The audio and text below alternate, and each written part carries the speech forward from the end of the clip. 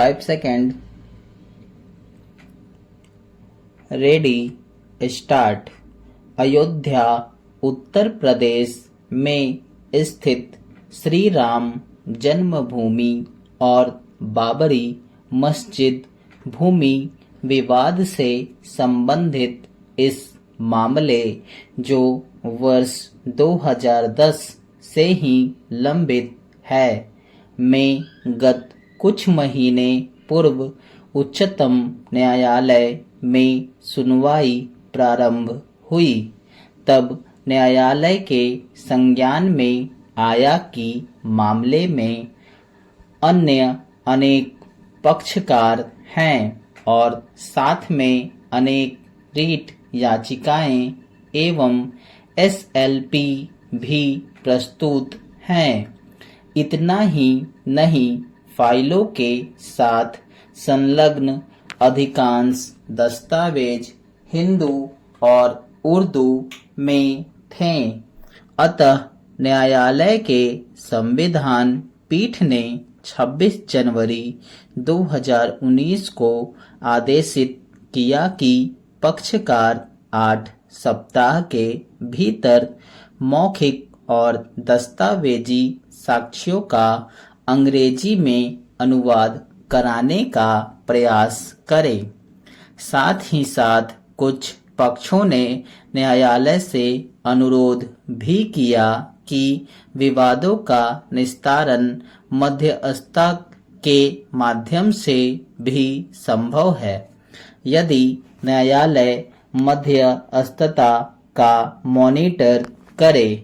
इस प्रश्न पर तब न्यायालय ने मंतव्य दिया था कि सिविल प्रक्रिया संहिता 1908 की धारा 89 के आदेश के तहत मध्यस्थता संभव है और जब तब अनुवाद का कार्य संपन्न होता है तब तक मध्यस्थता का प्रयास किया जाना चाहिए।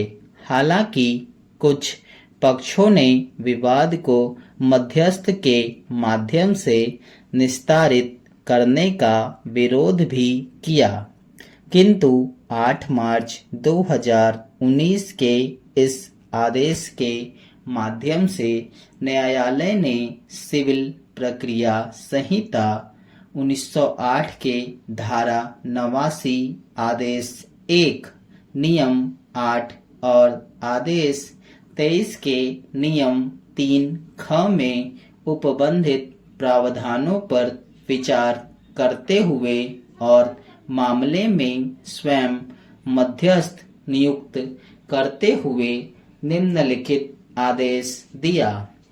निर्णय 1। इस प्रश्न पर कि क्या वर्तमान विवादों का निस्तारण मध्यस्थता के माध्यम से किया जा सकता है। यद्यपि पक्षों के बीच में एक राय नहीं है, फिर भी हम इस राय में हैं कि मध्यस्थता के द्वारा विवाद को निस्तारित हल करने का एक प्रयास अवश्य किया जाना चाहिए। कुछ संघर्षरत पक्षों ने इस समय आपत्ति किया है कि सिविल प्रक्रिया संहिता 1908 के आदेश प्रथम नियम 8 के उपनियम 2, 3 और 4 के आधार पर वर्तमान विवादों को मध्यस्थता के लिए संदर्भित नहीं किया जा सकता और सीपीसी के आदेश 23 नियम 3 ख मामले के इस प्रक्रम पर कठोरता से उत्पन्न नहीं हो सकता। जब हम विचार कर रहे हैं कि क्या मामले को मध्यस्थता के लिए भेजा जाना चाहिए अथवा नहीं, 2 सुविधा के लिए सीपीसी के आदेश 1 नियम 8 और आदेश 23 नियम 3 ख को यहाँ प्रस्तुत किया जा रहा है। एक आदेश, एक नियम। 8 वादों के पक्षकार एक ही हित में सभी व्यक्तियों की ओर से एक व्यक्ति वाद ला सकेगा या प्रतिरक्षा कर सकेगा।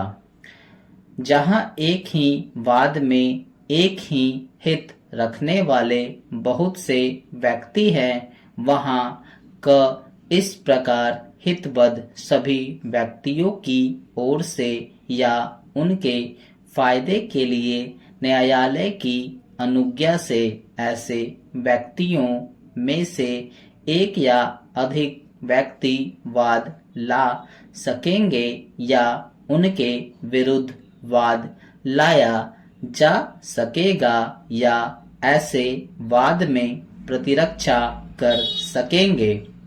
न्यायालय यह निर्देश दे सकेगा कि इस प्रकार हितबद्ध सभी व्यक्तियों की ओर से या उनके फायदे के लिए ऐसे व्यक्तियों में से एक या अधिक व्यक्ति वाद ला सकेंगे या उनके विरुद्ध वाद लाए जा सकेंगे या वे ऐसे वाद में प्रतिरक्षा कर सकेंगे। न्यायालय ऐसे प्रत्येक मामले में जहां उपनियम 1 के अधीन अनुज्ञा या निर्देश दिया गया है, इस प्रकार हितबद्ध सभी व्यक्तियों को या तो वैयक्तिक तामील कराकर या जहां व्यक्तियों की संख्या या किसी अन्य कारण से ऐसी तामील युक्तियुक्त रूप से साध्य नहीं है, वहां लोक विज्ञापन द्वारा जैसा भी न्यायालय हर एक मामले में निर्दिष्ट करे, वाद के संस्थित किए जाने की सूचना वादी के खर्चे पर देगा। स्टॉप।